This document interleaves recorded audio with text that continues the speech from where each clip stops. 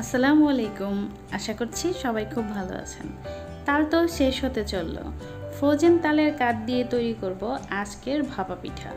এই পিঠাটা দেখতে যতটা না সুন্দর, খেতে ততটাই মজার আর সেই সাথে অনেক তুলতুলে।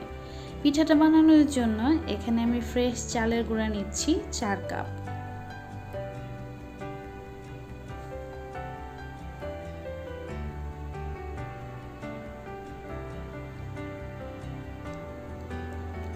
তালের কাঠ নিয়েছি, একটা তালের সম্পূর্ণ কাঠটাই আমি নিয়েছি, মেখে দেখব কতটা লাগে।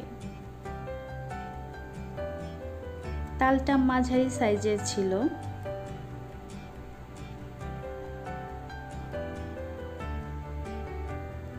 ব্যাটারটা এইরকম হবে শুধুমাত্র তালের কাঠ দিয়ে মাখানোর পরে।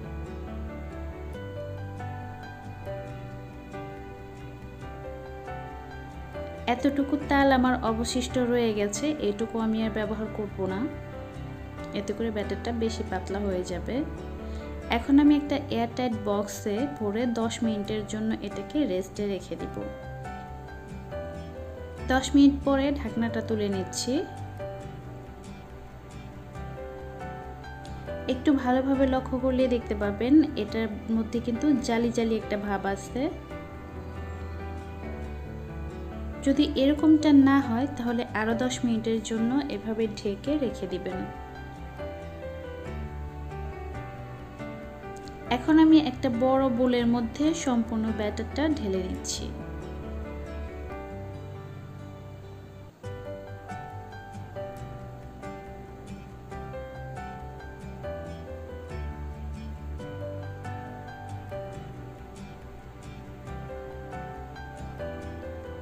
এর মধ্যে দিয়ে দিচ্ছি 1 কাপ পরিমাণ চিনি।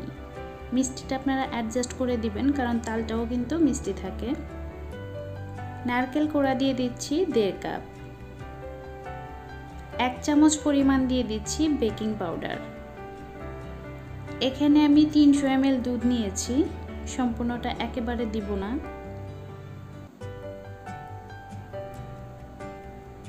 এই পিঠাটা তৈরি করার জন্য নারকেলটা চেষ্টা করবেন ফ্রেশ নিতে, তবে কোনোভাবেই ড্রাই নারকেলটা ব্যবহার করবেন না, এতে করে পিঠাটা ভালো হবে না।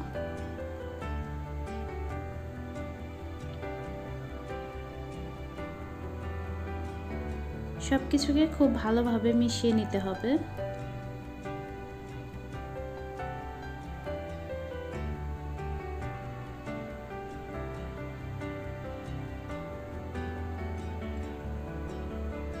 আমার সম্পূর্ণ ব্যাটারটা তৈরি করতে 400 ml দুধ লেগেছে।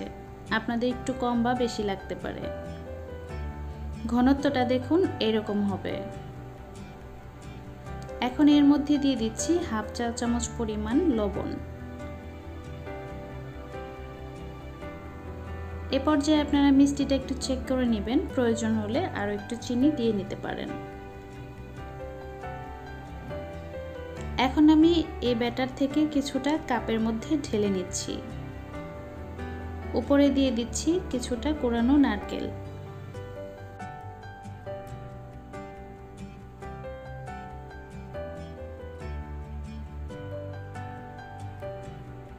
চুলায় একটা সসপ্যান আমি বসিয়ে দিয়েছি, আর ঢাকনাটায় যদি কোনো ছিদ্র থাকে তাহলে সেটা বন্ধ করে দিতে হবে। 10 মিনিট এটা আমি গরম করে নিয়েছি। এখন কাপগুলো দিয়ে দিচ্ছি। আপনাদের কাছে যদি এই ধরনের কাপ না থাকে তাহলে স্টিলের গ্লাস ব্যবহার করতে পারেন, অথবা ওভেন প্রুফ গ্লাসও ব্যবহার করা যাবে। সেই সাথে আপনারা এই পিঠাটা কাঁঠাল পাতায়ও তৈরি করতে পারেন। 20 মিনিটের জন্য আমি এটাকে ভাপে রান্না করে নিব। 20 মিনিট পর আমি ঢাকনাটা তুলে দেখাচ্ছি। পিঠাগুলো দেখুন ফুলে কাপ থেকে কিন্তু অনেকটা উপরে চলে এসেছে। এখন আমি চুলা থেকে কাপগুলোকে নামিয়ে নিচ্ছি। কাপগুলোকে খুব সাবধানে নামাতে হবে, কারণ এ পর্যায়ে কিন্তু এটা খুব গরম থাকে।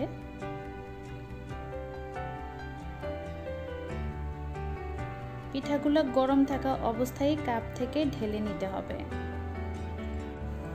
একটা পিঠা আমি ভেঙে দেখাচ্ছি, দেখে নিশ্চয়ই বুঝতে পারছেন কতটা সফট হয়েছে। সারা রাত খামির মজাতে হবে এই ঝামেলা মনে করে যারা এখনও এই পিঠাটা তৈরি করেননি, এই রেসিপিটি ফলো করে মাত্র 10 মিনিট মজিয়েই তৈরি করে নিতে পারেন এই পিঠা।